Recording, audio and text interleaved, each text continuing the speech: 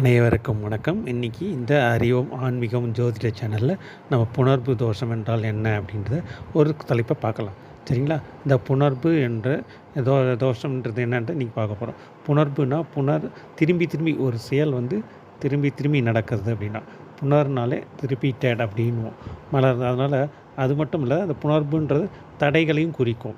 அதாவது ஒரு சிலர் ஒரே இதில் பாஸ் பண்ணுறவங்களும் இருப்பாங்க, 4-5 அட்டெம்ப்ட் எழுதி பாஸ் பண்ணுறாங்க இல்லையா? அது மாதிரி இருக்கிறதுக்கு புணர்வுன்றதை ஒரு எக்ஸாம்பிளாக சொல்லலாம். இந்த புணர்வுன்ற தோஷமாக எப்படி இதுவாகுது அப்படின்றதுனா, புணர்வுன்ற தோஷம் அப்படின்றது சனி சந்திரன் ஒரு ராசியில் இருந்தாலோ, அல்லது சனி சந்திரன் 7ஆம் ஒரு 7ஆம் அதிபதியாக 7 சனி சந்திரன் இருந்தாலோ, அல்லது சனி சந்திர பரிவர்த்தனை சனி கடகத்துலேயும் சந்திரன் உங்களுக்கு இதில் மகரத்தில் இருக்கும் அப்படின்ற மாதிரி வந்தாலும், அல்லது சமசப்தமாக இருந்தாலும், பரிவர்த்தனை பெற்றாலும், அதில் அதேமாரி சனி 10ஆம் இடத்துல சனி வீட்டில் சந்திரன் இருந்தாலும், அதே சனி நட்சத்திரத்தில் சந்திரன் இருந்தாலும், சந்திர நட்சத்திர சனி இருந்தாலும் புணர்வு தோஷம் அப்படின்னு.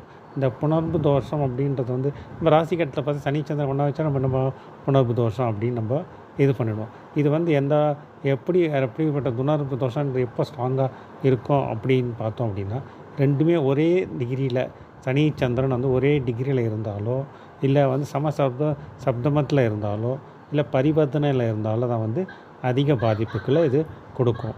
அதே சனி சந்திரன் ஒரே ராசியில் இருந்து சனி ஆரம்ப 1 டிகிரிலேயோ 2 டிகிரியில் இருக்க, சந்திரன் இப்போ 25 டிகிரி 27 டிகிரியில் இருந்தார் அப்படின்னா அது புணர்வு தோஷமாக இருக்கும். ஆனால் அது அந்தளவுக்கு பாதிப்புகள் கம்மியாக இருக்கும்.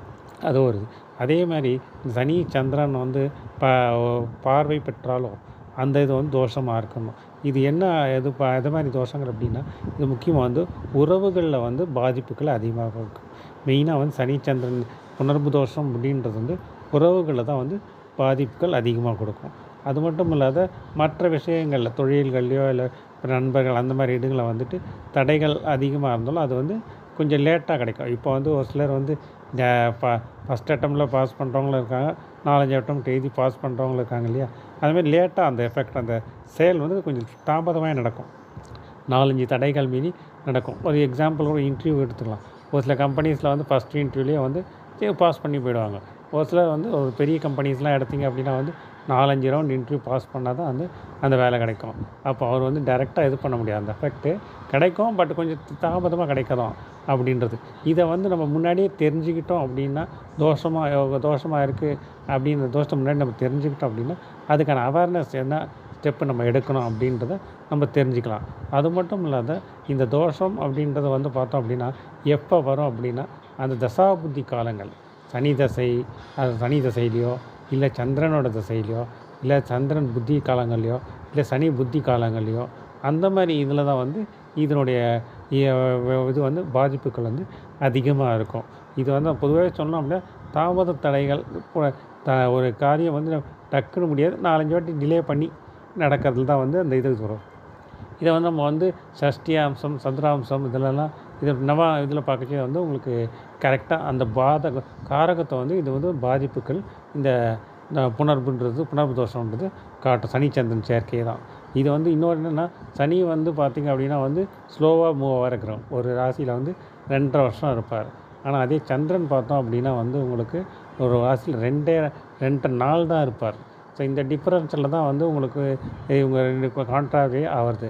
இவங்க 2 பேரும் ஒரே டிகிரியில் எப்போ மீட் பண்ணுறாங்க அப்போ தான் அந்த தோஷமானது அஃபெக்ட் ஆகும். அதே மாதிரி அந்த சனி சந்திரன் அந்த ராசியில் கோச்சாரத்துலேயும் அந்த கிராஸ் பண்ணுற சமயத்தில் அந்த பாதிப்புக்கு அந்த ராசியின் காரகத்து பாதிப்புகள் அந்த இடத்துல இந்த ஜாதகருக்கு இருக்கும், ஒரு வித பாதிப்புகள் இருக்கும். இதுதான் இந்த புணர்வு தோஷம் அப்படின்றது என்னென்னு. இது எப்படி யோகமாக மாறும்?